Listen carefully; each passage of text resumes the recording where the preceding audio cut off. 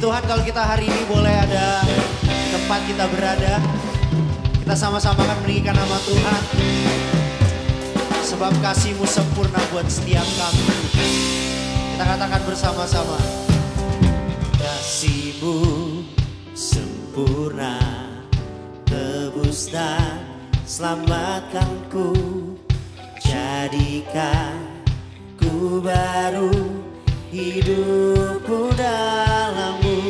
Katakan kasih-Mu, kasih-Mu sempurna, tebus dan selamatkanku, jadikan ku baru, hidupku dalam-Mu.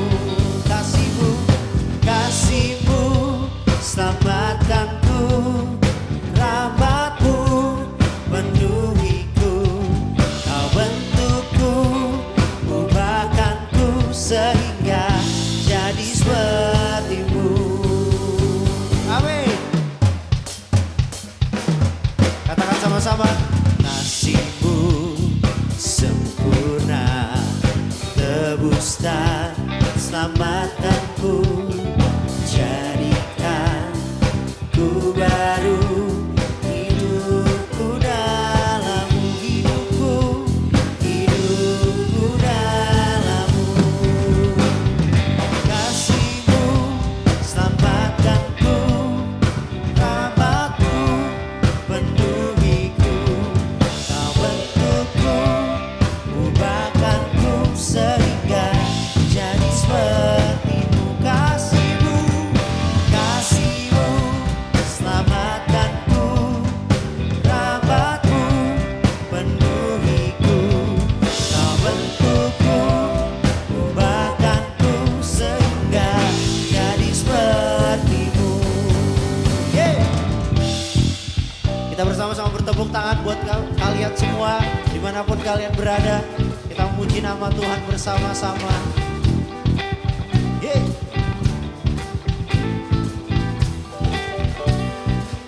Sama-sama katakan walau ku terjatuh, Kau tetap tuntunku, tak pernah lelah Kau membentukku, Roh-Mu besertaku, menjaga hidupku sampai hidupku senangkan-Mu. Walau ku terjatuh, Kau tetap tuntunku, tak pernah lelah Kau membentukku, Roh-Mu besertaku, menjaga hidupku sampai hidupku senangkan-Mu. Sama-sama katakan. Kasih-Mu selamatkanku, rahmat-Mu penuhiku, Kau bentukku, ubahkanku sehingga jadi seperti-Mu.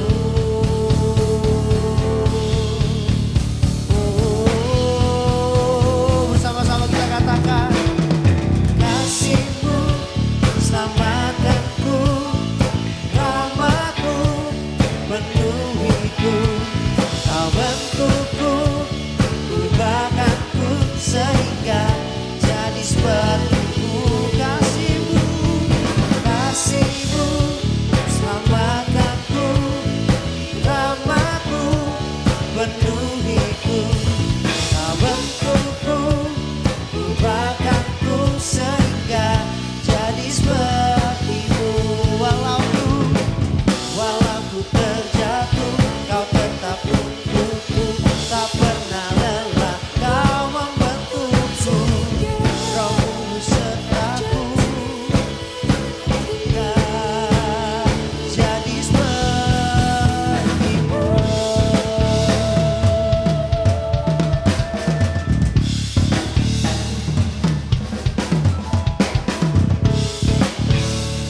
Kita berikan kemuliaan yang terbaik buat Tuhan kita. Terima kasih Tuhan, kami bersyukur dan berterima kasih Tuhan buat kasih-Mu yang nyata dalam hidup kami. Inilah hidup kami Tuhan, hidup kami yang hanya bisa kami lalui oleh karena anugerah-Mu Tuhan. Di Izinkan kami masuk ruang kudus-Mu Tuhan. Izinkan kami membawa hati kami di hadapan-Mu. Terima kasih Tuhan.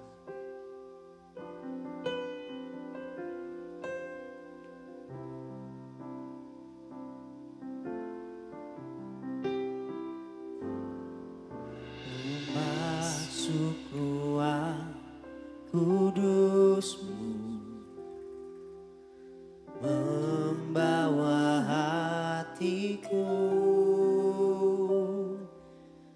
hampirimu, oh Bapakku, pemilik hidupku. Ku angkat tangan sembah-Mu, agungkan nama-Mu. Haleluya, haleluya, terpujilah Rajaku.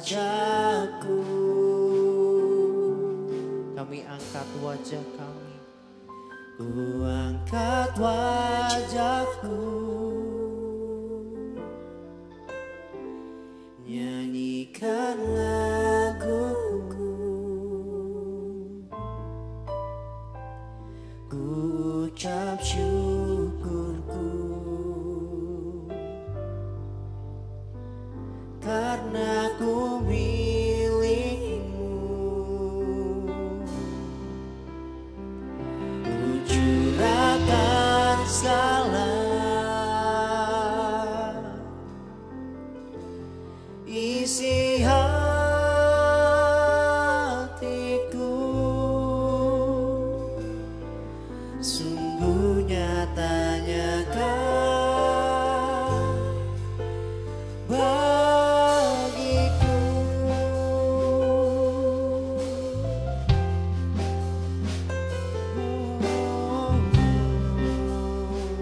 Kami masuk ruang kudus-Mu Tuhan. Masuk ruang kudus-Mu, membawa hatiku, membawa hatiku, hampirimu, oh Bapakku, pemilik hidupku.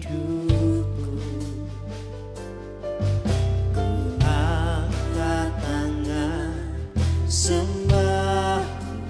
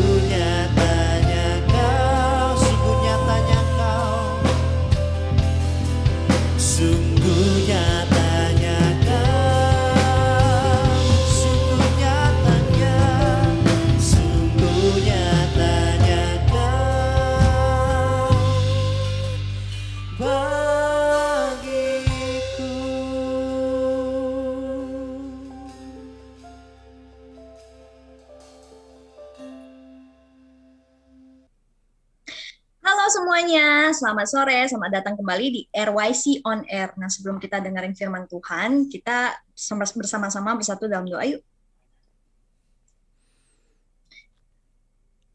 Ya Bapa, Allah Bapa kami yang hidup, terima kasih atas kesempatan yang Kau beri. Kami dapat kembali belajar bersama-sama malam ini dari koko kami, Ko Evan. Bapa, berbicaralah melalui anakmu ini. Pakailah dia agar hanya pesan dari hatimu lah yang keluar dari mulutnya.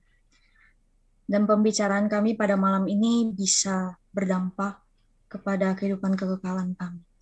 Terima kasih Bapa, dalam nama Tuhan Yesus kami ucap syukur dan berdoa. Amin. Hai Koepan. Halo Pau, gimana kabar? Sehat, aman. Aman juga. Aman kok. Aman. Oke, jadi kita langsung to the topik aja ya kok. Yuk. Topik malam ini kan kita pengen bahas-bahas soal Allah nggak pernah gagal ya. Tapi kan, berat banget ya rasanya ya judulnya itu ya. Berat banget. Dan Karena makanya itu, teman-teman. karena itu judulnya kita samarkan dengan yuk ya yuk. Iya, yuk. Padahal Pasti ribet. teman-teman nggak nyangka nih kita bakal bahas itu tuh. Nah, tapi itu beranjak dari kita kepikiran tentang topik Allah nggak pernah gagal ini teman-teman. Nah, tapi kan sebenarnya apa sih implikasi konkret dari kata-kata yang kita selalu dengar ini gitu, yang di gereja, yang kesannya tuh doktrin banget gitu ya, doktrin banget, tau kita banget dan gimana banget. Nah, implikasi nyatanya tuh gimana sih? Nah, kita langsung naik Ko Evan nih. Kalau dari Ko Evannya sendiri, definisi dari Allah nggak pernah gagal itu tuh sebenarnya nggak pernah gagal ngapain sih kok gitu? Sebenarnya begini sih Pau, kita harus menyadari bahwa Allah itu ya Allah. Apa ya? Yang memiliki pribadi, yang memiliki pikiran, perasaan, kehendak, yang juga memiliki kuasa. Semua ada karena kehendaknya. Ingat itu dulu. Semua ada karena kehendaknya. Karena kreasinya. Bumi dengan segala keindahannya, kita sebagai seorang manusia, bagaimana manusia menciptakan manusia lainnya dengan proses di kandungan dan lain sebagainya. Bagaimana angkasa itu sebenarnya terus mengembang, bagaimana ada planet mati dan planet yang lahir kembali. Ini semua terjadi karena kehendaknya. Dan memang semua ini sangat amat hebat. Tidak mungkin tidak diciptakan. Tidak mungkin ini semua tidak ada yang menciptakan. Tidak mungkin semua ini terjadi begitu aja. Nah, bagi kita orang-orang percaya, kita yakin itu semua karena dikehendaki oleh Bapa. Jadi semuanya ini ada. Jadi emang kehendak Bapa itu sesuatu yang tidak bisa digagalkan oleh manusia. Nggak bisa digagalkan, Pau. Apa yang menjadi kehendaknya itu akan terjadi. Gitu. Jadi ini berhubungan pasti nggak bisa dilepas dari kehendak Bapaknya ya. Kalau kehendak Allahnya itu udah ada ya itu pasti terjadi dan nggak pernah gagal. Betul. Dan dalam konteks ini berarti kita bahas harus dari akarnya gitu. Semua ini ada juga karena Allah gitu ya. Iya betul. Semua ada karena Allah, Koko. Ya kamu juga Pau dan semua teman-teman yang nonton di sini tuh kita semua ada karena kehendak Allah. Dan kita semua dengan kehendak Allah juga kita memiliki kehendak bebas. Ya benar. Gini loh, jadi kita semua ada karena kehendak Allah. Tapi juga karena kehendak Allah juga yang memberikan kita kehendak bebas untuk memilih. Kita mau menjadi anak Allah yang baik atau tidak. Karena kita nggak mungkin bisa kayak hari ini bisa kita, gini loh, ada orang Kristen yang benar-benar pengen benar, ada yang main-main, ada yang sungguh-sungguh, ada yang setengah sungguh-sungguh, atau yang sama sekali nggak peduli soal kekristenan, soal Tuhan oleh Allah Bapa itu sendiri gitu loh. Itu karena kita memiliki kehendak. Itu karena itu kebesaran hati Bapa banget loh. Dia memiliki kehendak itu memberikan kita kehendak bebas.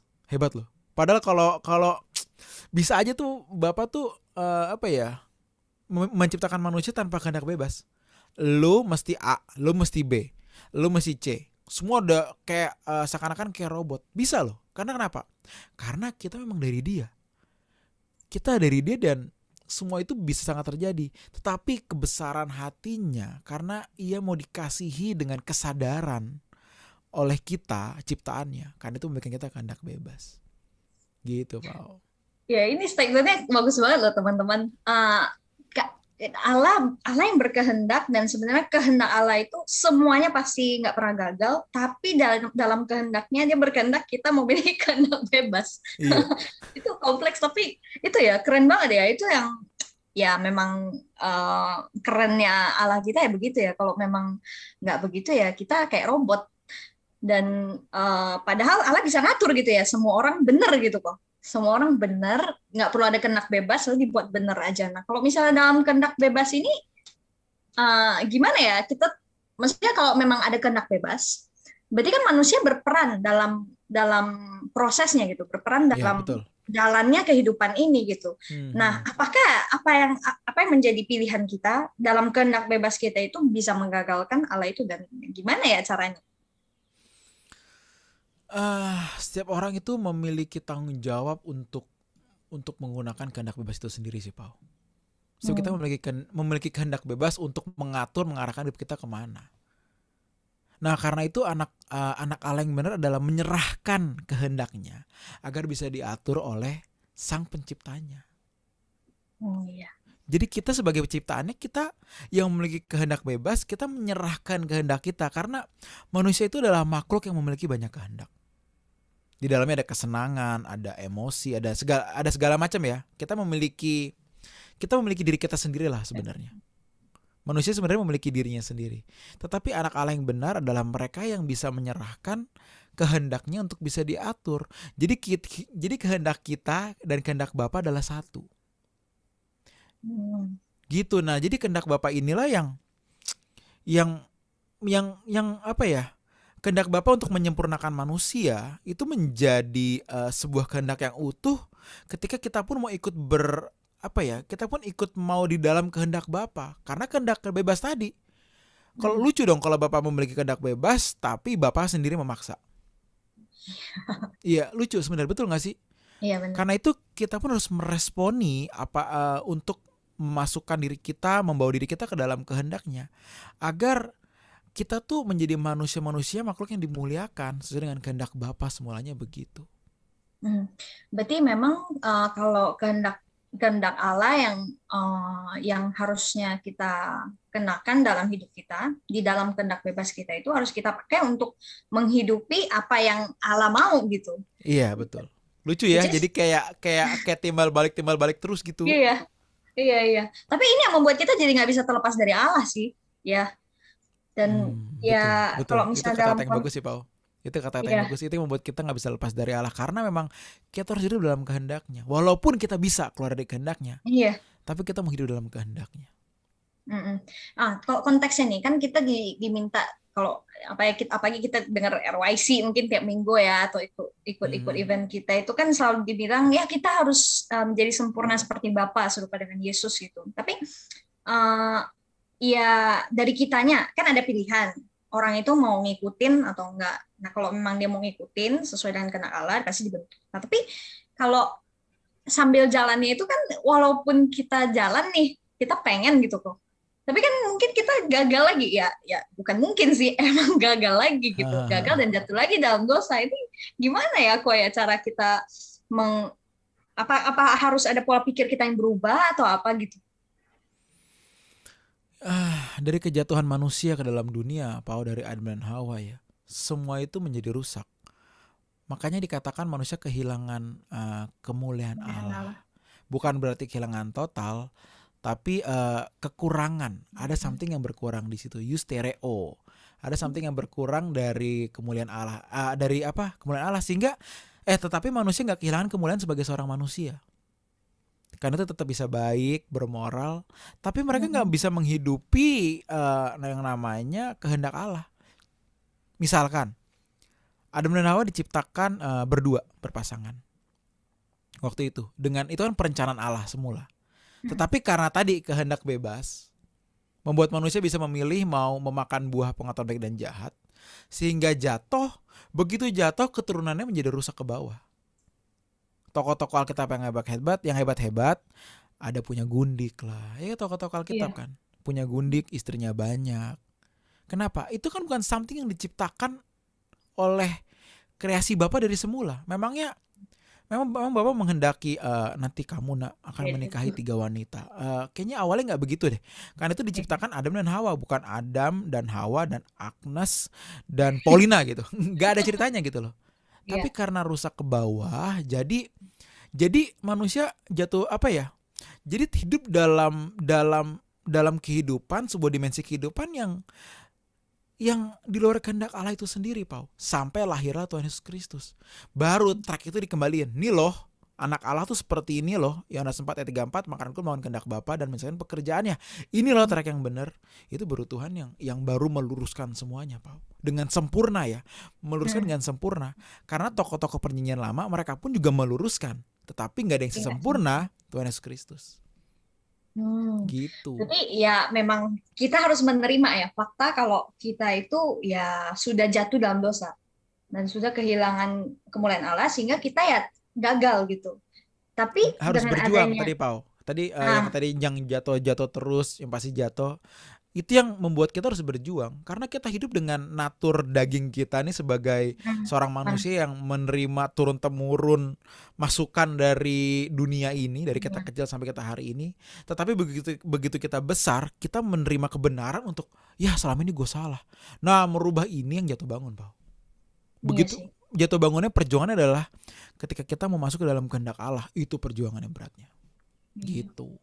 Tapi dengan kedatangan Tuhan Yesus dan dia menunjukkan kalau sebuah pattern, yang baru, yang baru gitu. Dan menunjukkan kalau kita bisa gitu. Bisa karena Tuhan turun sebagai seorang manusia dalam segala hal. Ia disamakan dengan manusia kan kata Alkitab. Lah kita juga manusia, berarti kalau dia bisa kita pun bisa. Standarnya tapi seperti apa nih? Apakah harus mati di kayu salib baru kita bisa seperti Kristus? Ya banyak orang Kristen mati bukan di kayu salib, tapi mati karena makan daging. Mati karena ngerokok, mati karena kecelakaan, karena kolesterol misalnya gitu ya. Banyak banget. Karena itu bukan cara hidupnya yang harus sama, tetapi motivasi hidupnya yang harus sama. Motivasi seorang harus sama seperti Kristus, yaitu makananku melawan kehendak Bapa. Makananku melawan kehendak Bapa itu menjadi apa yang gue lakukan, yang menjadi konsumsi gue adalah kehendak Bapa, bukan kehendak gue sendiri. Patternnya ini kembalikan, Pau. Patternnya kembalikan, motivasi yang diluruskan. Cara hidup berbeda-beda lah. Kita kerja beda-beda, pendidikan kita semua beda-beda gitu. Gaya hidupnya beda, tapi kembali lagi ya ke kehendak ya. Kita yang dalam kehendak bebas kita melakukan kehendak Bapa. Motivasi awalnya harus itu ya. Iya betul, balik ke situ lagi semuanya. Dan kalau misalnya ini ngomongin soal motivasi nih, kadang kan kalau misalnya apa ya? Kalau memang kita jalan nih, tetap mau jalan, kita melakukan kehendak Bapa, misalnya akhirnya memang berhasil kita nggak melakukan dosa yang gimana banget misalnya, tapi kan mungkin banyak orang merasa begitu ya, hidup ya jalan aja gitu, kayaknya rasanya gue nggak jahat banget gitu ya, gue nggak jahat, gue baik, gue melakukan karir gue dengan baik, gue nggak melakukan dosa yang melanggar moral yang gimana gitu. Tapi ya pada akhirnya jalan aja dan jadinya mikir tuh, oh jadi sempurna seperti Bapak itu dan melakukan kehendak Bapak itu sesimpel itu gitu. Dalam arti cukup itu aja gitu. Oh kayaknya nggak ada yang salah gitu. Oh kayaknya simple aja gitu. Kayak terlalu simple atau gimana sih ya. Dan ini kan bisa ngalir aja gitu kok jadinya. Iya. Sebenarnya harus dipikirkan anak Allah, kita orang percaya itu bukan hanya tidak berbuat dosa, tapi akan menjadi apaku di mata Allah. Sekali lagi gue ulangin, yang harusnya kita renungkan, yang harusnya kita kenakan adalah bukan hanya tidak berbuat dosa, bukan hanya meleset, hamartia kan dosa ya, berarti meleset ya. Bukan hanya meleset, tidak melakukan kehendak Bapa, tetapi kalau aku nggak meleset, tepatnya seperti apa? Karena kalau cuma kita berpikir tidak berbuat dosa, semua kita misalnya tidak melakukan hal-hal yang amoral ya, nggak nyolong lah, nggak membunuh, nggak berzina, di agama lain juga diajarin hal yang sama kok. Iya sih. Karena itu jangan puas ketika kita hanya hidup sekedar tidak berbuat dosa, tidak berbuat salah, tetapi harus kita membawa kemana hidup kita. Hamartia kan dosa itu hamartia berarti meleset. Kalau sasarannya harusnya tengah tapi dia agak ke kiri sedikit. Nah tengahnya ini apa? Tengahnya ini yang harus kita temukan. Kehendak Bapa itu tengahnya ini loh. Nah, menemukan tengahnya ini yang proses waktu. Yang harus diikuti bukan cuma beragama, bukan hanya berkomunitas, tetapi juga mengerti pikiran perasaan Kristus, meninggalkan standar dunia agar kita bisa tepat. Ini yang membuat kekristenan simple and yet very difficult, susah banget. Iya. Karena itu nggak cuman dari tindakan orang yang bisa dilihat orang, tapi juga soal pikiran, perasaan, dan setiap motivasi-motivasi yang miring gitu ya. Jadi orang mungkin ya cuman sadar kalau belok gitu 90 derajat gitu ya. Kalau miring cuman 2 derajat gitu kan mungkin ya nggak sadar gitu ya. Tapi sebenarnya kita harus targetin tepat lurus ke depan gitu ya, kok ya. Iya, itu yang membuat kita nggak bisa memiliki kehendak kita. Karena selama kita memiliki kehendak kita nggak mungkin tepat di tengah. Pasti akan meleset. Pasti akan meleset. Kehendak kita membuat kita meleset dari kehendak Bapa. Karena itu anak Allah yang benar sebenarnya nih, itu nggak berhak memiliki dirinya sendiri. Dengan segala target dia yang didapatkan dari keluarga ataupun dari lingkungan ataupun dari dunia. Karena dunia memberikan standar. Tetapi anak Allah juga harus memiliki standar. Apa standarnya anak Allah? Standar yang sebenarnya standar anak ini, standar dunia adalah standar yang bisa kita formulasikan. Kaya berarti harus kerja, merit berarti harus cari jodoh dan sebagainya. Ini semua bisa kita formulasikan. Ada rumusnya buat mencapai standar dunia. Tapi mencapai standar Allah itu nggak ada formulanya, nggak ada rumusnya. Karena itu untuk mencapai standar Allah yang harus kita miliki bukan rumus, tetapi menghidupi Allah sendiri. Rumusnya apa, Koepan? Nggak ada, hidupin Allah. Berjalan dengan Allah, kamu akan menemukan kehendaknya di situ. Tapi Allah bukan sesuatu yang bisa dirumuskan karena dia bukan ilmu. Dia pribadi. Karena siapapun nggak bisa kita rumuskan kok. Kita nggak bisa merumuskan manusia karena manusia memiliki pikiran, perasaan yang juga ada kedalamannya. Yang sesama manusia aja nggak bisa menebak kedalaman manusia, apalagi Allah yang nggak kelihatan gitu loh. Itu harus dihidupi sampai kita tepat. Gitu, Pak. Agak berat nih ya pembahasan kita kayaknya hari ini ya, Pak ya. Iya nih, aduh, ya kita balik ke itu ya, balik ke yang hal ringan dulu ya teman-teman ya, mungkin biar refreshing aja. Tapi mau bahas soal tadi lagi, kalau misalnya kita berhasil nih, bener-bener bisa hidup suci lah ya, kok bisa jaga pikiran, bisa jaga perasaan gitu ya. Let's say memang bisa menjaga perasaan, hidupnya pelayanan dan lain sebagainya. Tapi tiba-tiba nih bisa slogannya itu, kalau misalnya kita bilang yuk bisa yuk tuh menunjukkan sesuatu arogansi atau kesombongan gitu. Kayak kesannya, oh ya emang gue bisa kok gitu. Emang gue bisa. Nah gimana ya caranya tuh kita tuh nggak meleset gitu. Itu kan garisnya tipis banget kan kok. Dimana kita tuh kayak, oh ya gue bisa karena Tuhan memampukan gue, sama ya gue bisa karena gue bisa, itu kan tipis banget. Nah itu gimana ya kita bisa biar kita tuh nggak meleset di bagian situ kok. Karena kalau kayak gitu kan sebenarnya kan kita meleset juga gitu. Iya betul. By the way tadi gue bilangnya yuk. Bukan yuk bisa yuk. Kalau nggak salah di awal gue ngomongnya yuk bukan bisa yuk. Nggak tahu sih ya kalau nggak salah tadi ya.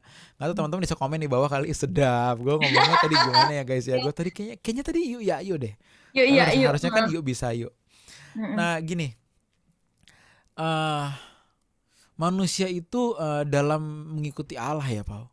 Itu semuanya berbicara semua tuh berbicara berawal dari motivasi. Kedalaman hati kita, di situ akan terdapat motivasi kita berbuat sesuatu untuk apa, di kedalaman hati nih, kedalaman hati kita. Nah, yang mestinya tahu kedalaman hati kita siapa sih sebenarnya? Kan pertanyaannya gitu. Yang pertama tahu adalah Tuhan. Kita nggak bisa. Kenapa? Karena kita pun bisa dibohongi oleh perasaan kita sendiri. Yang pertama tahu motivasi kita, mau punya pacar, mau kerja di tempat A, mau resign, mau nge-apply di sini, mau buka usaha A, B, C, D. Motivasi yang paling tahu itu Tuhan. Kita tertipu oleh perasaan kita kadang-kadang, bahkan sering kali, bukan kadang-kadang. Karena itu kan ada lagunya, selidiki aku, lihat hatiku, kan di Mazmur tuh. Ada kata-kata itu kan, selidiki. Kenapa? Karena hanya Dia yang bisa menyelidiki kita sampai ke kedalaman hati kita. Karena itu kita kalau nggak bergantung sama Bapa untuk bisa untuk benar-benar melangkah semakin berkenan, berarti kita bergantung sama diri kita sendiri. Yuk bisa yuknya jadinya karena kayak gue bisa nih. Kata siapa lu bisa? Orang kedalaman lu hati aja lu nggak tahu, gimana lu bisa bener, bisa lurus, gimana cara lurus, kedalaman lu aja lu nggak tahu. Kecuali kita minta, Bapak aku mau bisa berkenan, aku mau berkenan, tolong aku. Itu tuh Bapak bisa menunjukkan kedalaman hati kita yang masih borok. Nih misalkan gua deh ya, lu tuh ngomong begini pas sharing di home ataupun di RWSNR seperti ini ataupun di mimbar supaya lu terlihat rohani kan. Itu yang tahu siapa? Tuhan. Itu gue gak bakal tahu, Pau. Nah karena itu ketika kita menyerahkan diri kita untuk di dalam kehendak-Nya, Dia akan menyempurnakan kita. Allah turut bekerja dalam segala perkara mendatangkan kebaikan. Roma 8 ayat 28. Kalau kita hidup dalam kehendak-Nya, kita mau mengasihi Dia, segala hal itu akan memproses kita. Kita akan ditunjukkan kok, kamu di sini munafik. Kamu ngomong gini Pan karena kamu pengen dipuji Pan. Nah, untuk itu pentingnya bergaul gitu dengan Bapa. Untuk itu, Pau. Karena tadi Paulina ngomong apa tadi? Tanpa Allah kita nggak bisa apa-apa. Tadi gimana, Pau? Tadi awal-awal Paulina ngomong gimana? Harus tergantung ya. Harus bergantung dengan Bapa. Yes, bener banget. Kenapa? Karena sebisa apa sih lu bergantung sama diri lu sendiri? Lu hanya bisa mencapai hal-hal duniawi ketika lu bergantung sama diri lu sendiri. Lu gak mungkin bisa mencapai hal yang surgawi kalau lu hanya bergantung pada diri lu sendiri. Mustahil.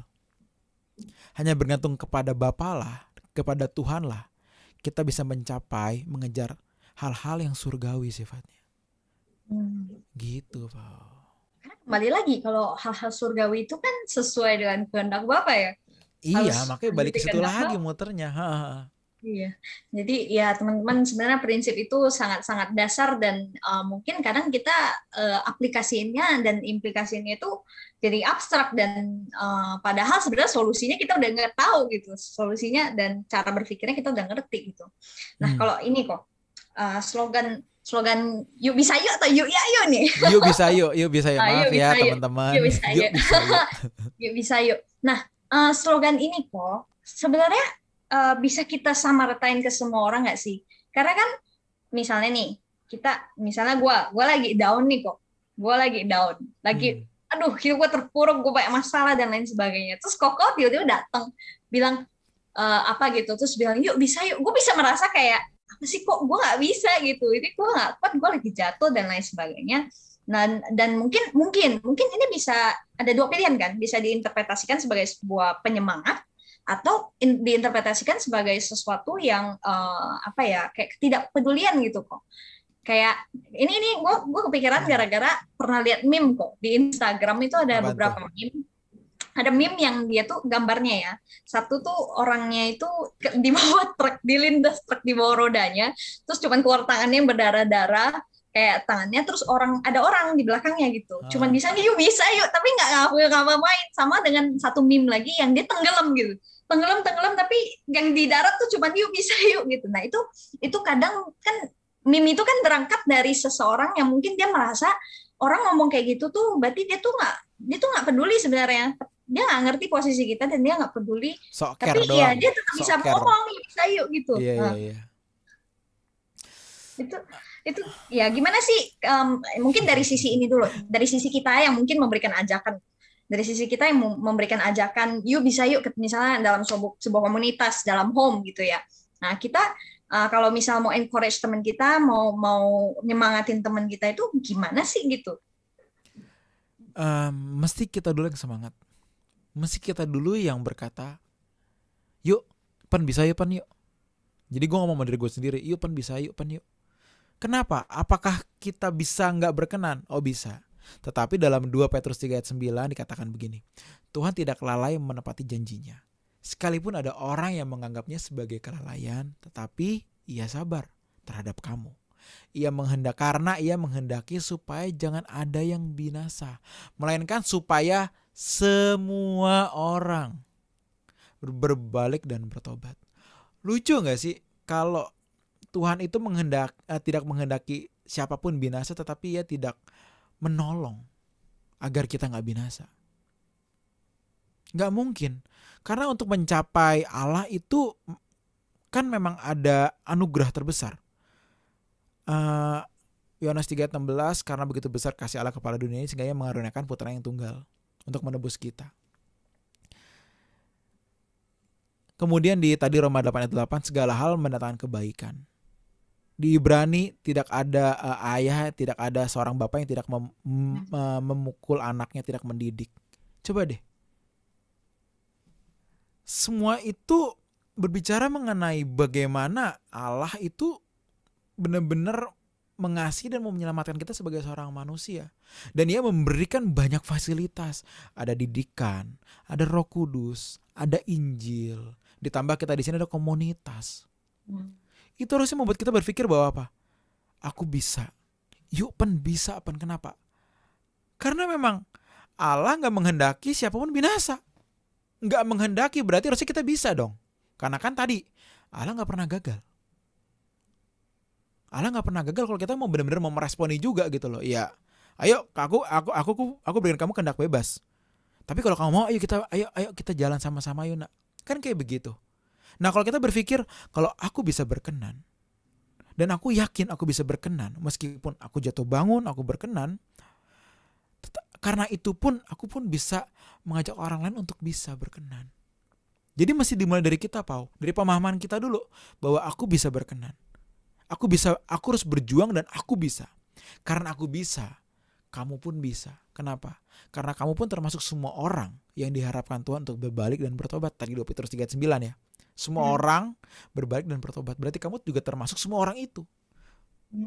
Karena itu komunitas, kita di Rehoboth, kita di Home, ataupun ada teman-teman warrior yang menonton siaran ini, menonton acara ini, kita harus berpikir bahwa kita memang diciptakan Tuhan dan dibawa ke sini hari ini.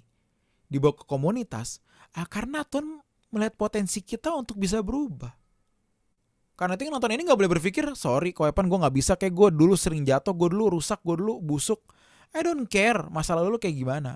Tetapi pada faktanya lu dibawa Tuhan untuk mendengarkan hal ini guys. Gak ada alasan lu yang berkata lu gak bisa kecuali lu gak mau. Gitu Pak. Jadi memang motivasi kita dulu yang harus lurus, benar, tepat. Baru kita bisa mengajak orang. Karena kalau kita nggak, aduh kayak gue nggak bisa nih. Terus lu mau ngajak orang apa? Bisa. Bohong dong. Yeah. Kita cuman lip service doang, bohong. Sebenarnya kita nggak yakin, tapi kita ngajak orang yakin. Nggak mungkin bisa. Power buat mengajaknya nggak ada. Gitu Pak. Jadi dari diri kita sendiri harus beres dulu ya. Baru kita harus beres dulu. Kita bisa ngajak orang. Betul.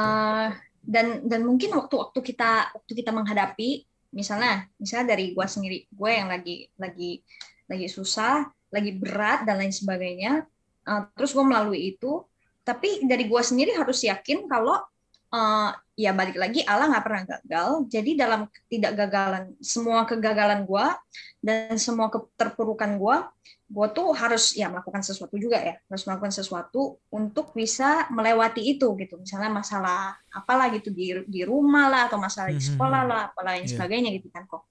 Nah baru nanti waktu kita di komunitas kita juga mengenakan hal itu gitu ya kok ke orang lain. Betul. Betul Pak. Jadi gini loh, keyakinan kita harus didasari oleh realita bahwa kita menghidupi firman. Bukan keyakinan kosong yang hanya di otak, tapi kayak sebuah keyakinan karena aku menjalani.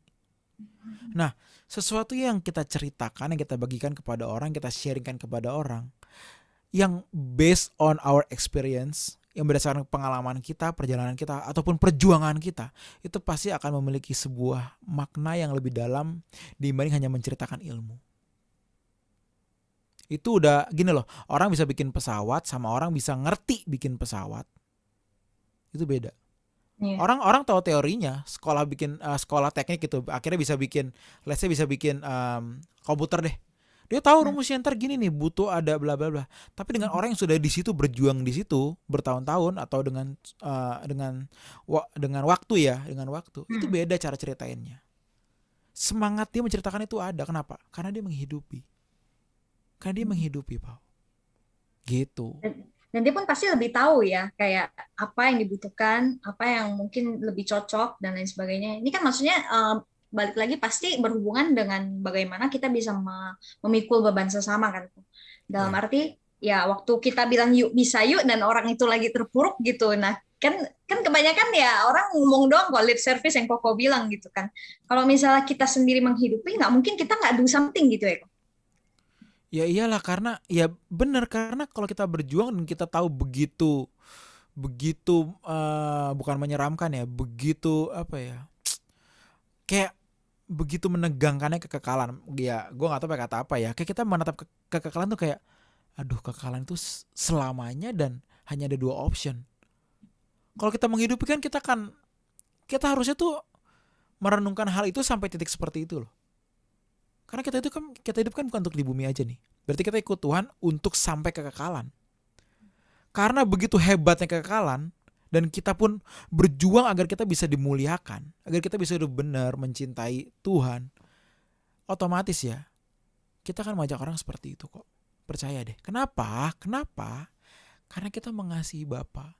Karena kita mengasihi Bapa, kita pun akan diajar memiliki pikiran perasaan Bapa. Dan pikiran perasaan Bapa itu satu, bagaimana dapat menyelamatkan manusia. Karena begitu besar kasih Allah akan dunia ini. Itu mikirin apa? Mikirin nafsu kekal manusia kan. Kamu mikirin apa? Mikirin kita supaya sukses kaya di sini. Karena begitu besar kasih Allah. Karena itu Ia mengaruniakan putra yang tunggal agar kita bisa peroleh hidup yang kekal. Untuk kekal. Dan kalau kita memang berjuang di situ, kita pun akan mikirin kehidupan kekal orang kok. Bukan jadi songong sok-sok jagoan ya, tapi kita akan mengajak orang lain untuk yuk bisa yuk. Karena lu pun juga berkata yuk Pan bisa yuk. Pau pun berkata Pau lu bisa kok Pau. Nah spirit itulah yang buat kita berkata sama orang lain, guys yuk bisa yuk. Gitu. Keren sekali. Menghela napas. Keren sekali. Iya, karena ya gue pribadi juga ya Koko tahu lah kan, ya kalau sama Koko kan Koko juga pasti lihat kalau aku lagi down dan lain sebagainya. Aduh, kadang juga kayak aduh bisa tapi kayak aduh, gimana ya.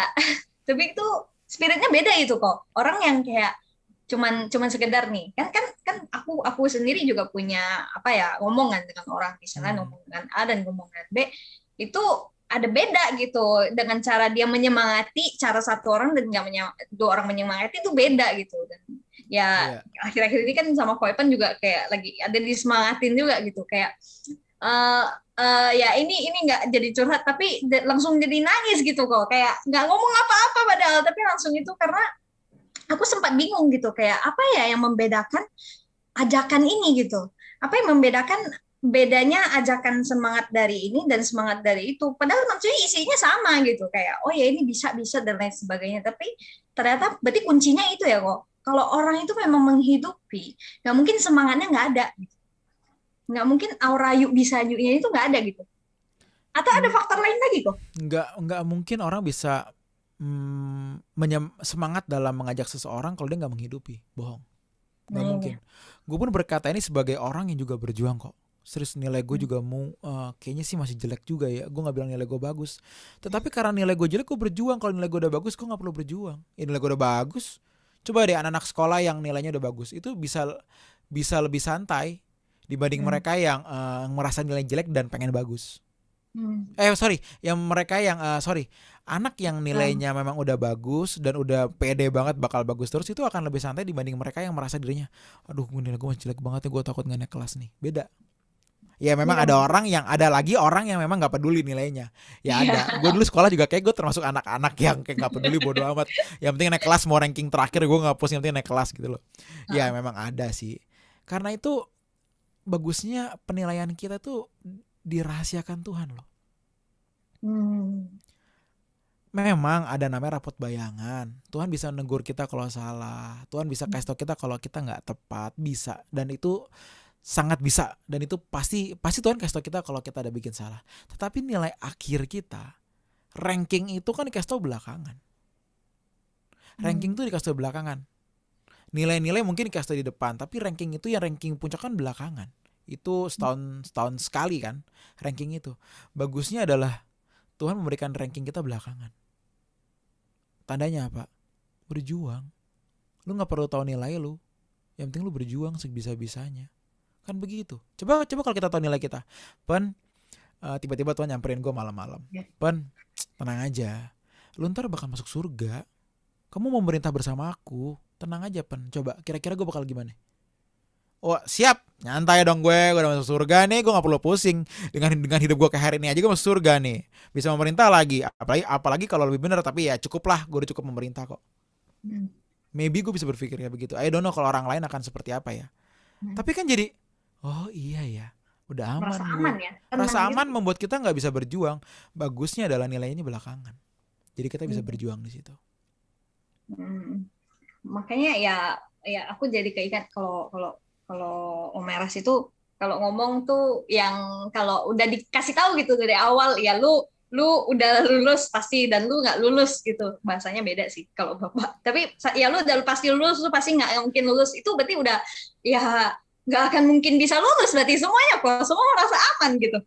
Iya betul. Gini loh, kita makanya harus kita kejar adalah kehendak Bapa. Kalau lulus, gue rasa kita cukup punya bayangan gue surga apa neraka sesuai dengan karakter kita, cara kita hidup gitu loh. Ya pasti kita ada bayangan, gila gue pasti masuk neraka nih, dibakar sedalam-dalamnya nih gitu. Ada juga yang Tuhan aku udah berjuang, rasanya sih kita semua punya perasaan kok, bukan so pede ya, tapi kan kita bisa lumayan menilai diri kita. Kayak anak sekolah lah, dari PR, nilai ujian kan kebayang raportnya, tapi nggak tahu gue ranking berapa. Nah kita pun mungkin kebayang gitu, kayaknya gue cukup memperbaiki diri gue nih. Tapi yang Bapak mau adalah sempurna, bukan cuman baik. Karena itu kita harus berubah oleh pembaruan budi kita, agar kita tahu apa itu mana kehendak Allah yang baik, berkenan dan sempurna. Masih ada 3 step loh di situ, baik, berkenan, sempurna. Nah sekarang kita di mana? Gak tahu. Minimal baik ya syukur, tapi kan gue ngejar gak baik. Kan Bapak pengen kamu harus sempurna sama seperti Bapak di surga sempurna, kata Tuhan Matius 5 ayat 48. Kejar itu di situ. Sempurna seperti apa? I don't know. Berjuanglah. Gitu. Iya, yang penting berjuang terus aja ya. Iya, betul. Berjuang ya, pokoknya berjuang. Yuk bisa yuk, yuk bisa yuk. Gitu. Yuk bisa yuk. Oke.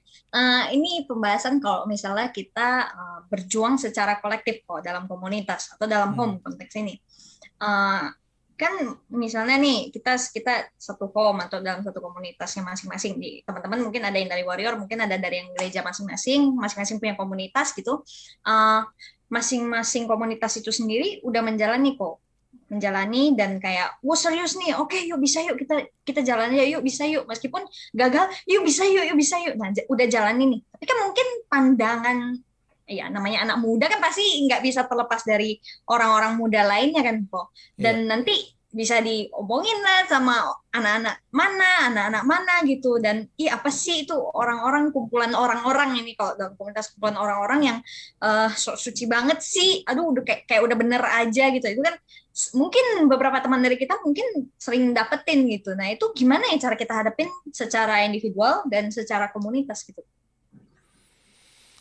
Pergaulan yang buruk merusak kebiasaan yang baik. Itu deh kuncian pertama deh. Tapi kok teman-teman gue nggak bisa menerima kalau gue tuh pengen benar, mereka selalu ngatain gue. Ya nggak usah gaul sama mereka. Enak banget ngomong kok lu rahang lu enteng banget kan gitu ya, orang Jakarta ya. Rahang lu enteng bener kok ngomong begitu ya. Terus mau apa lagi? Mau bergaul tapi tetap mempertahankan kekudusan dan motivasi yang benar. Berjuanglah. Tapi berat. Tanggalkan segala beban. Apapun yang menghalangi kita tanggalkan. Walaupun sebuah persahabatan. Walaupun orang yang kita cinta dan sayang. Tanggalkan semuanya. Demi apa? Demi kita berlari kepada pikiran perasaan Bapa. Kita tahu lari kemana. Karena itu gini loh, zaman dulu ya orang tuh lari ya. Ini gue lupa di abad keberapa, orang tuh lari telanjang. Karena dia mesti menanggalkan segala macam hal yang memberatkan. Even kain pun enggak. Sekarang nggak mungkin Olimpiade lari telanjang, nggak mungkin. Tapi zaman dulu tuh dari telanjang. Ini kalau gue salah, teman-teman tolong tulis komen di bawah. Siap. Koreksi ya kalau gue salah. Tapi yang gue tahu ya, baju itu sangat amat minim. Oke, mungkin nggak tanya, tapi sangat amat minim. Kenapa? Seenteng-entengnya gue mesti lari. Kenapa kita ikut Tuhan gak segitunya? Kita tahu kita mesti mengejar kesempurnaan. Kita tahu kita masih benar-benar masih sangat jauh dari apa yang Bapa kehendaki. Konyolnya, kita gak melepas beban-beban untuk kita bisa berlari sekencang-kencangnya. Kita masih punya standar hidup. Kok Evan, gue pengen merit umur 27, umur 25, 28. Kok Evan, gaji gue masih 50 juta biar bagus. Oke, kalau bisa gapai itu, that's okay. Itu sama sekali gak problem. Tapi lu mau lari kemana? Ya ke Tuhan. Kalau ke Tuhan gak bisa begitu. Lu mesti buang semuanya. Baru lu bisa berlari dengan bebas. Karena itu kan Tuhan juga bilang kan, datanglah kepadaku yang letih lesu dan beban berat, aku akan memberi kelegaan. Kelegaan itu apa? Anapauso, perhentian. Ketika kita capek dengan dunia dengan segala standarnya, Bapa, aku hanya ingin membahagiakanmu. Gue gak peduli, gak punya apapun. Engkau perhentianku. That's it. Kita gak punya apa-apa lagi yang kita kejar, dan kita gak membawa apapun lagi. Yang kita bawa hanya satu. Hati yang mau dirubah. Hati yang mau dibentuk. Agar bisa selalu menyenangkan Bapa. Gitu, Paul. Baru bisa lega, baru bisa gak ada beban, dan mencari Tuhan. Ya, yang bikin berat itu adalah standar hidup kita. Itu satu-satunya yang beban yang harus kita tanggalkan. Dari standar itu kan larinya ke banyak hal. Ke jodoh, ke duit, ke pertemanan, ke pekerjaan. Larinya banyak. Nah, dunia menawarkan standar. Ini yang mesti kita buang semua. Jadi emang inilah maksudnya Tuhan tuh di atas segalanya itu. Betul. Benar-benar di atas segalanya, teman-teman. Jadi mau beban apapun itu yang mungkin bagi kita terdengar normal gitu ya. Kalau kadang kan terdengar normal gitu, standar-standar dunia yang harus kita kejar, misal sukses, harus punya duit banyak, atau bisa bahagiakan orang tua misalnya dalam hal ya dimanja dan lain sebagainya. Tapi segala hal itu nggak boleh di atas Tuhan. Bahkan begini, Pau, Tuhan itu, Bapa itu bukan di atas segalanya, bukan cuma di atas segalanya, tetapi emang hanya itu. Satu-satunya. Iya, nggak ada lagi nomor 3, karena yang aku cari cuma satu. Harusnya begitu. Ketika itu kita hidupin, kita berjuang, baru cari dahulu kerajaan Allah dan kebenarannya, maka semua ditambahkan. Baru bonusnya ada. Tapi bonusnya itu bukan berarti nomor rumah, pekerjaan, keluarga. Bukan berarti itu nomor 2, 3, 4. Itu bonus yang nggak masuk 2, 3, 4. Satu-satu. Itu baru bonus yang nggak masuk hitungan urutan yang harus kita cari. Enggak. Tuhan doang. Tapi kapan kau begitu dong? Ya lu mau hidup apa lagi coba sekarang? Misal orang nanya gitu ya. Terus kapan aku harus gimana? Ya mau apa lagi? Gak ada lagi. Tapi kapan kan kita harus hidup? Yes, hidup. Kerjakan segala dengan tanggung jawab. Tapi gak boleh ada yang nomor 2, 3. Cuman satu doang. 2, 3 udah lupain aja dulu. Cari Tuhan dulu. Maka semua akan ditambahkan. Kerja sungguh-sungguh. Motivasi aku untuk Bapa. Selebihnya semua akan ditambahkan. Jadi tambahan ini gak jadi something yang kita utamakan. Kenapa? Ini bonus. Ya kayak kita ya ibu-ibu kan biasanya kan kalau beli sabun demi piring cantik. Iya kan? Iya. Ya itu ibu-ibu which is gak apa-apa juga. Mungkin piringnya memang cantik. Tapi kita beli sabun karena beli sabun. Dapat piring cantik apa kagak urusan nomor 2. Karena gue butuh sabun. Di rumah gue gak punya sabun. Piring cantik bonus. Payung bonus. Yang penting gue punya sabunnya dulu. Gitu. Gue jadi keinget kemarin atau tadi pagi ya, sempat ngelihat quotes di Instagram 180. Ini jadi promosi 180. Teman-teman, kita ada komunitas namanya 180 Movement ya. Mungkin Ko Evan yang lebih tahu nanti. Tapi aku baca quotes itu Tuhan, 1 Tuhan, 2 Tuhan, 3 Tuhan, nomor 1001 pun Tuhan gitu. Karena memang Tuhan bukan pilihan. Waduh, itu ini bener ya, emang bener begitu. Nah, jadi 180 itu ada komunitas kita bagi kalian yang memang sekarang usia-usia remaja ya, Ko ya? Itu iya, sekolah SMP SMA. Wah, SMP SMA itu kalian bisa follow dulu, lihat-lihat kegiatan 180.movement kalau nggak salah Instagramnya nanti. Betul. Nah, itu komunitas kita juga selain home, dan memang di situ kita juga berjuang bareng-bareng, yuk bisa yuk. Nah, sebelum kita mau menutup, mungkin Ko Evan mau memberikan pesan terakhir atau gimana?